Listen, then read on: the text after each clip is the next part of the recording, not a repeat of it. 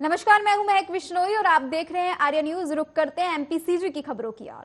आपको बता दें, मुख्यमंत्री के निर्देश अनुसार तामिया के ग्राम बोदल कछार की दुखद घटना में घायल बालक का मेडिकल कॉलेज नागपुर में समुचित इलाज हुआ, जिससे अब वह ठीक है और रिकवरी प्रॉपर होने के कारण घाव की स्टिचिंग करने के बाद मेडिसिन देकर उसे घर जाने के लिए डिस्चार्ज कर दिया गया है। बालक की सुरक्षा और बेहतर सुविधा के दृष्टिगत यह निर्णय लिया गया है कि बालक के छिंदवाड़ा पहुंचने पर उसे घर भेजने की बजाय जिला प्रशासन के एक अधिकारी और वरिष्ठ डॉक्टर की देखरेख में जिला अस्पताल के प्राइवेट वार्ड में उसे रखा जाएगा। पूरी तरह संतुष्ट होने के बाद ही उसे घर भेजा जाएगा।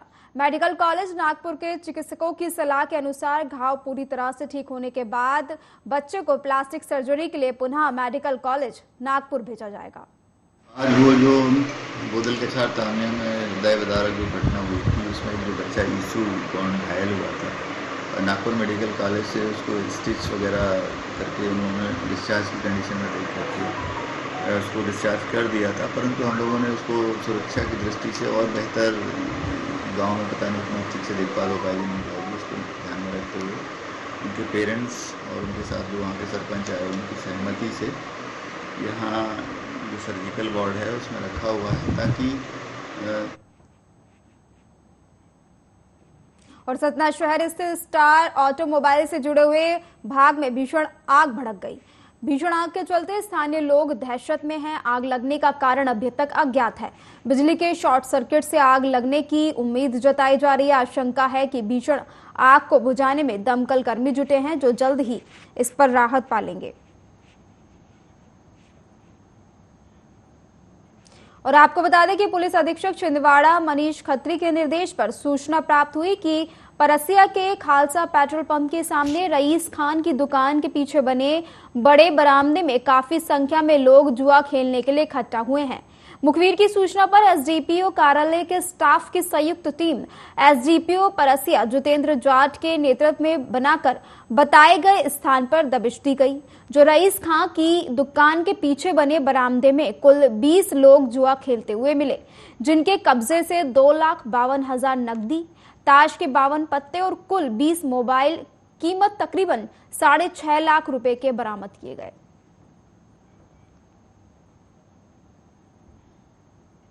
और आपको बता दें कि बैतूल में पुलिस अधीक्षक कार्यालय में अतिरिक्त पुलिस अधीक्षक कमला जोशी द्वारा प्रेस वार्ता आयोजित कर हत्या के मामले में खुलासा करते हुए बताया गया कि अठनेर थाना अंतर्गत ग्राम मांडवी के पास खेत में बने टांके में अज्ञात व्यक्ति का शव पड़ा होने की सूचना कोटवार द्वारा पुलिस को प्राप्त हुई थी।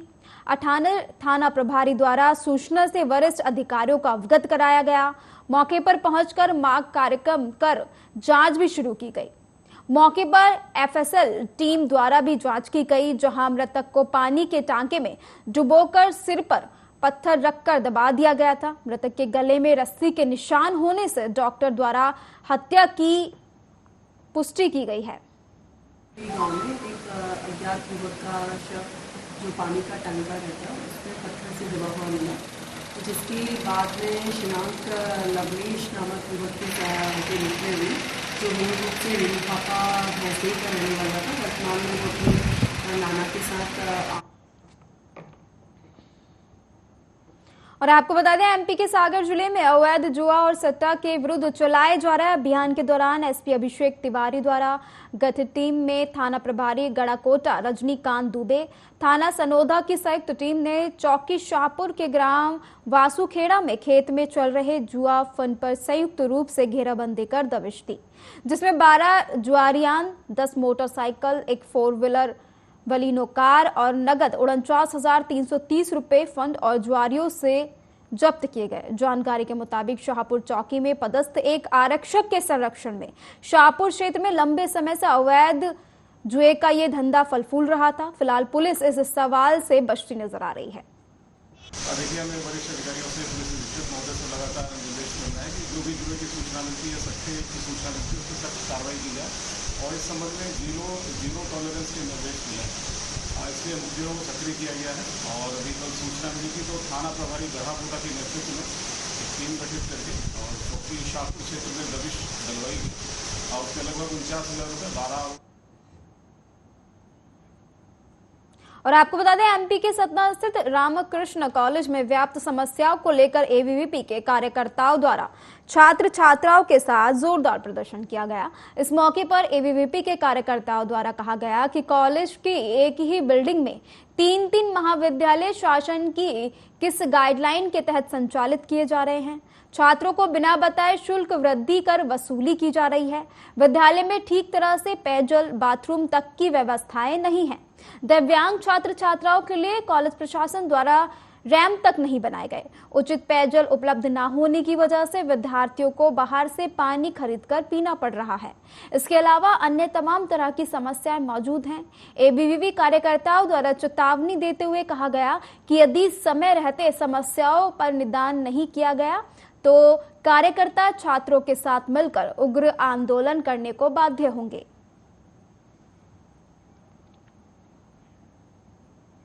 और सतना शहर में प्रतिदिन घंटों तक बिजली की कटौती हो रही है। इसके साथ ही तमाम तरह की समस्याओं को लेकर सतना शहर के कांग्रेस विधायक सिद्धार्थ कुशवाहा शहर के प्रेमनगर स्थित बिजली कार्यालय पहुंचे और शहर में हो रही बिजली की कटौती सहित अन्य समस्याओं को लेकर एमपीआईबी के अधिकारियों से चर्चा की। गौरतलब है कि भीषण गर्मी के चलते जहां अंधाधुंध विद्युत आपूर्ति बढ़ी है, तो वहीं विद्युत विभाग के उपकरण अभी भी वर्षों पुराने हैं, जिसके कारण वर्तमान में रात्रि के समय बिजली की तार और ट्रांसफार्मर धड़ाम बोल जा रहे हैं और लोग भीषण गर्मी में परेशान होते हैं। इस मामले में विधायक सिद्धार्थ कुशवाहा द्वारा कहा गया कि रात को कई घंटे बिजली की कटौती होती है। आम आदमी के साथ छोटे छोटे बच्चे खासकर परेशान रहते हैं। कोई बीमार हो रहा है तो कोई उल्टी दस्त से परेशान हो रहा है। इस समस्या से निजात पाने के लिए एमपीआईबी के अधिकारियों के पास आए हैं, लेकिन एमपीआईबी भी अपनी समस्याएं रख रहे हैं। पिछले कई दिनों से शहर में जिस तरह से डार्क आउट की समस्या हो रही है, रात को कई घंटे बिजली गोल रहती है। आम आदमी के साथ साथ छोटे छोटे बच्चे परेशान हो रहे हैं, कोई बीमार हो रहा है, कोई उल्टी दस्त से परेशान है। तो इन समस्याओं से निजात पाने के लिए एमपीबी से सहयोग के लिए हम लोग आए हैं और एमपीबी की भी, विभागीय लोगों की भी अपनी समस्याएं हैं। उनकी सामग्री सप्लाई की पूर्ति नहीं हो पा रही है, ट्रांसफार्मर नहीं मिल पा रहे हैं, कर्मचारियों की कमी सबसे गंभीर विषय है और लगातार जो कंप्लेनें आ रही हैं उसको जल्दी से जल्दी निराकरण हो, उसके लिए हम लोग आए हैं कि जो भी कंप्लेन है वो ख़त्म हो।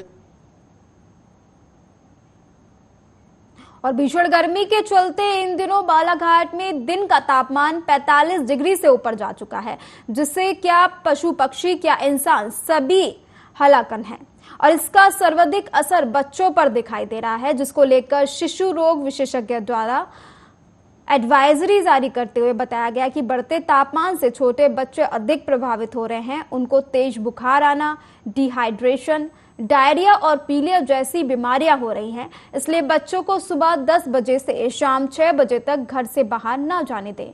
उनको फलों का जूस आदि पिलाते रहें। तेज बुखार होने पर ठंडे पानी की पत्तियां रखें, ठंडे पानी से नहलाएं। अधिक परेशानी होने पर नजदीकी अस्पताल जरूर लेकर जाएं।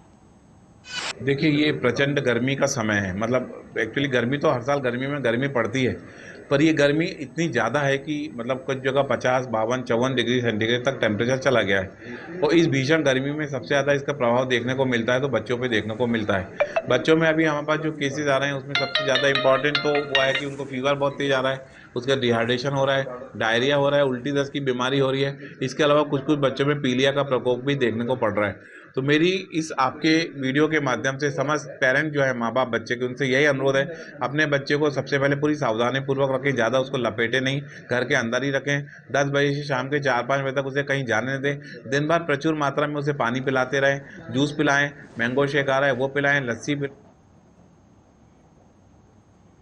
और ग्वालियर उपनगर के किला गेट क्षेत्र में रहने वाली एक युवती द्वारा आत्महत्या के प्रयास में लगभग 2 महीने बाद सनसनीखेज खुलासा हुआ है। युवती ने स्कूल में एक युवक की हरकतों से परेशान होकर खुद को आग लगाकर आत्महत्या की कोशिश की थी। घर वालों ने गंभीर हालत में इस युवती को अस्पताल में भर्ती कराया था। हाल ही में जब इस युवती के अस्पताल से छुट्टी हुई तब उसने अपने घर वालों को आरोपी छात्र हनी रजक की हरकतों के बारे में बताया। इसके बाद पुलिस ने हनी के खिलाफ छेड़छाड़ और पॉक्सो एक्ट की धाराओं में मुकदमा दर्ज कर लिया है। पुलिस ने उसकी सरगर्मियों से तलाश शुरू कर दी है। खास बात यह है कि इस आरोपी के दुस्साहसी छात्र ने युवती को जबरन बीच बाजार से अपने साथ ले जाने की कोशिश भी की थी। इस घटना से बुरी तरह घबराई छात्रा ने खुद का रसोई गैस के जरिए आग के हवाले कर लिया था। घर वालों ने मामले की शिकायत न करते हुए छात्रा का स्कूल और कोचिंग क्लास जाना बंद करा दिया था। सहपाठी की हरकतों से छात्रा इतनी घबरा गई कि उसने रसोई गैस से आग लगा ली। अब अस्पताल से छुट्टी हुई तब वो परिजनों के साथ शिकायत दर्ज कराने थाने पहुंची। थाना ग्वालियर किला गेट अंतर्गत एक युवती की नाबालिग युवती की शिकायत पर पुलिस ने 354 और पॉक्सो के मामला पंजीबद्ध किया है। घटना युवती ने बताया है कि उसके परिजनों द्वारा भी ये तथ्य सामने लाए गए हैं कि 1 मार्च को युवती के द्वारा किसी निजी कारणों से खुद को आग लगा ली गई थी, जिस पर से घायल अवस्था में उसको हॉस्पिटलाइज कराया गया और इलाज के दौरान इलाज के बाद लगभग 2 माह बाद उनके परिजनों को ये तथ्यों की पुष्टि की कि उसको कोई लड़का जो है परेशान करता था, लगातार छेड़छाड़ी करता था उसके साथ में। जो युवक है वो आरोपी युवक है, वो लड़की के साथ ही उसका स्कूल में सीनियर था। उस लड़की की शिकायत पर और परिजनों के आवेदन पर पुलिस ने एक 354 पॉक्सो का मामला पंजीबद्ध किया है और विवेचना में लिया है। आरोपी को शीघ्र ही गिरफ्तार किया जाएगा और अभी एक मामला 354 पॉक्सो के अंतर्गत छात्रा की शिकायत पर से पंजीबद्ध किया। कांग्रेस नेत्री आशा सिंह राजपूत ने प्रेस कॉन्फ्रेंस के जरिए राजनीतिक दोष के चलते उन पर और परिवार पर झूठे मामले बनाए जाने का विदिशा शहर में इन दिनों आबकारी विभाग, आबकारी ठेकेदार और पुलिस की मनमानी से सभी लोग परेशान हैं। पूर्व में शराब का ठेका लेकर काम करने वाले ठेकेदार भी इससे अनछुए नहीं हैं। चुन चुन कर आबकारी ठेकेदार, पुलिस और आबकारी विभाग की मिली भगत से झूठे प्रकरण बनाए जा रहे हैं। यह गंभीर आरोप विदिशा शहर और जिले में पूर्व में शराब ठेकेदार के रूप में काम करने वाली और कांग्रेस की नेत्री आशा सिंह राजपूत ने प्रेस कॉन्फ्रेंस के जरिए लगाए। प्रेस क्लब संघ कार्यालय में आयोजित प्रेस वार्ता के दौरान उन्होंने बताया कि 27 मई को कोतवाली पुलिस द्वारा पकड़े गए एक युवक पर बर्बरतापूर्वक मारपीट कर उसे गंभीर रूप से घायल भी किया गया था। उसके साथ में आशा सिंह ने कहा कि उनके बेटे सोहन उर्फ सोनू राजपूत को अवैध शराब के मामले में झूठा आरोपी बना दिया गया, जबकि वह इस कार्रवाई के दौरान घर पर मौजूद ही नहीं था। इसके अलावा सोनू पर पहले भी झूठे प्रकरण बनाए गए हैं। वहीं उन्होंने मीडिया से बातचीत करते हुए क्या कुछ कहा, सुनवाते हैं आपको। ये मेरी बहुत बड़ी मजबूरी है कि मैं पत्रकार वार्ता कर रही हूँ, क्योंकि मेरे साथ जाती हो रही, मेरे परिवार के साथ झूठे केस लग रहे हैं, तरह तरह से प्रताड़ित किया जा रहा है। अभी फिलहाल में तो शराब और शराब की ठेकेदार की लड़ाई है, क्योंकि वो हमारे बच्चे पे झूठे केस लगवाना चाहता है। उसको ये है कि कहीं हमारा लड़का, कोई भी विदिशा में ब्लैकरी होती है, सोनू का नाम झूठा लगा दिया जाता है। सोनू राजपूत मेरा बेटा है।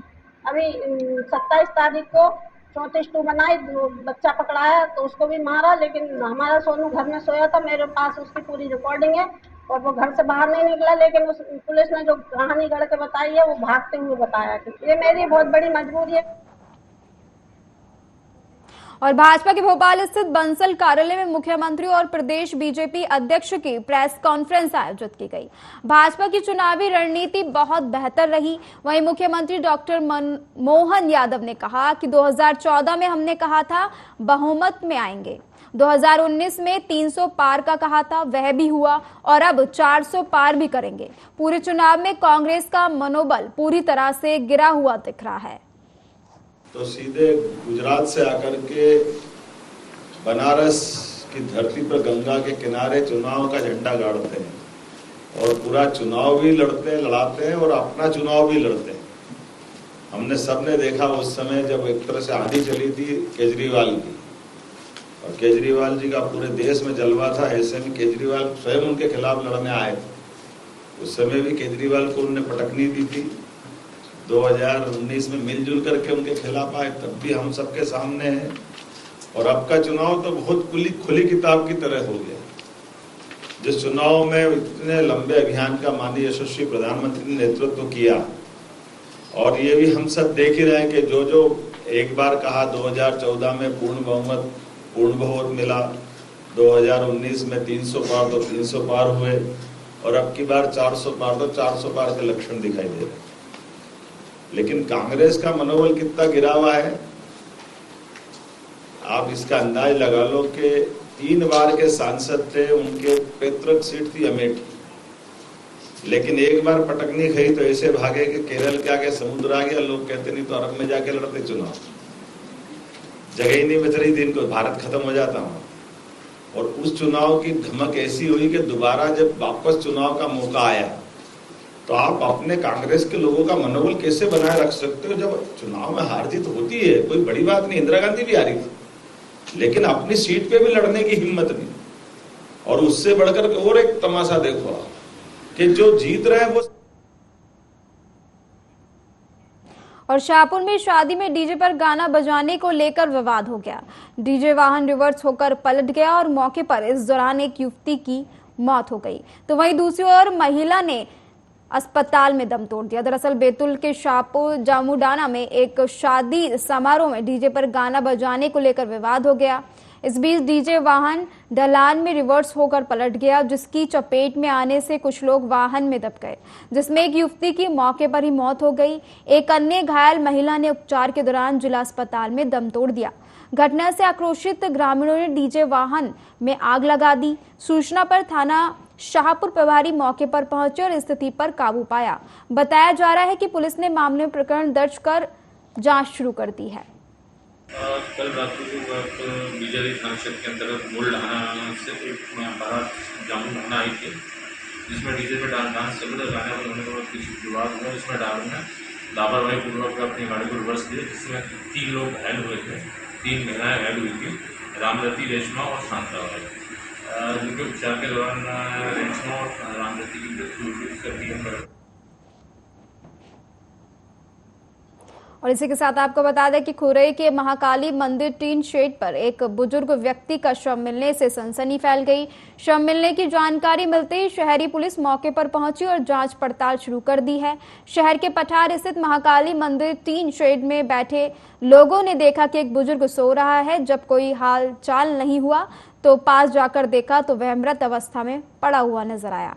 लोगों ने शहर थाने में इसकी सूचना दी। शव की पहचान सेमरा घाट निवासी किशन अहियार के रूप में हुई है। जानकारी के अनुसार मृतक गांव से खुरई आता तो अक्सर टीन शेड में आकर बैठता था।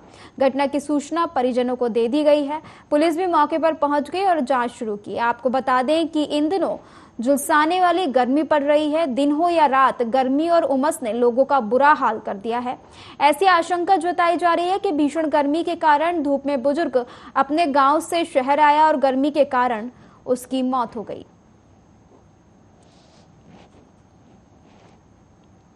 और शिवपुरी जिले के बदरवास थाना क्षेत्र अंतर्गत ग्राम सिंगाखेड़ी में बीती शाम जमीनी विवाद में एक ही परिवार के 7 लोगों ने दूसरे किसान पर हमला बोल दिया, जिससे दोनों ही किसान गंभीर रूप से घायल हो गए, जिन्हें शिवपुरी के जिला अस्पताल ले जाया गया। यहां इलाज के दौरान घायल उदयभान यादव की मौत हो गई। जानकारी के अनुसार सिंगाखेड़ी गांव का रहने वाला उदयभान यादव लंबे समय से जमीन बटाई पर लेकर खेती करता आ रहा था, लेकिन इस बार पड़ोस में रहने वाले कुछ लोग उस पर खेती करवाना चाहते थे, लेकिन उदयभान ने देने से मना कर दिया। तो इससे नाराज तीनों भाइयों ने अपने परिवार के लोगों के साथ मिलकर हमला बोल दिया। उदयभान को बचाने आए उसके भतीजे के साथ भी सभी ने मारपीट कर दी। दोनों घायलों को जिला अस्पताल भर्ती कराया गया है, जहां उदयभान ने इलाज के दौरान दम तोड़ दिया। वहीं बदरवास पुलिस ने 7 लोगों के खिलाफ हत्या का मामला दर्ज कर जांच शुरू कर दी है। उनके बाद में वो तना खेतपुर में झगड़ो चल रहा हो तो वो बातचीत हो रही थी। वो बातचीत में यान के बिन्ने सबरन ने यान का डंडा देव चालू कर दो। कौन लोग थे जिससे लड़ाई हुई? ये थे महेश, रामपाल, शबराज और जीतू और लल्लू। तो ये सब गांव के ही हैं आपके? हाँ, गांव के ये भी सब यादव ही हैं? हाँ, यादव ही है। लड़ाई तो खेतपुर हो रही थी, एक हो रही थी, चर्चा हो रही थी वहाँ पूरे अभियान के बाद बहुत देर लगी। भी अकेली ये थी भी, और जो है तो जाम दे दे। और फिलहाल खबरों के सिलसिले में मेरे साथ इतना ही। तमाम बड़ी खबरों के लिए आप बने रहिए आर्या न्यूज पर। नमस्कार।